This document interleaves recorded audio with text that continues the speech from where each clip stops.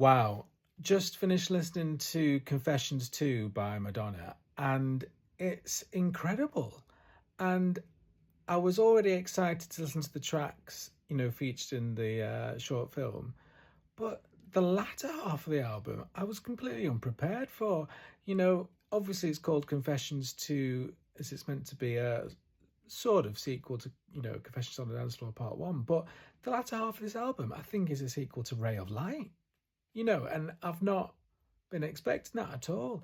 I mean, it's not just in production where some of the tracks become, a bit trip hoppy and experimental as opposed to dance floor fillers, but the lyrics, the introspection, the reflection, the poetry of it. Um, so I was already, sort of hoping slash expecting it to be a good album because I think Confessions on a Dance Floor is you know an amazing album and easily one of Madonna's best. In the past I've said Ray of Light and Confessions are her best albums.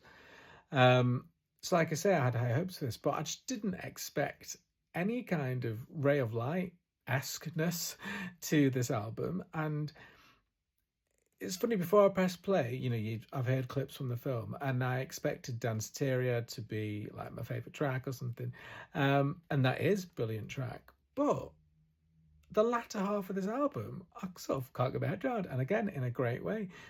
Fragile, um, and those swelling synth strings and the emotion in it, really, took me by surprise. Everything. That track, I'd forgotten there was a track called Everything on this album, just because the title doesn't necessarily stand in your head when you're just reading a track list of 15, tracks. And yet it became one of my instant favorites. It was a mesh of Confessions and Ray of Light all in one.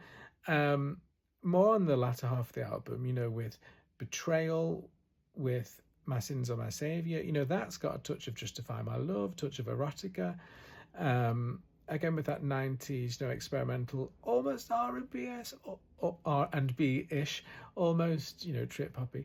Then The Test, with Lola. You know, Bjork-esque in some ways, experimental. And the closing track, LES Girl, Lower East Side Girl, I expected to be some closing banger, and it's more of an American Life slash music style, picked acoustic song. But again, just amazing. There's tracks on here that remind me of Isaac on Confessions as well, where the mix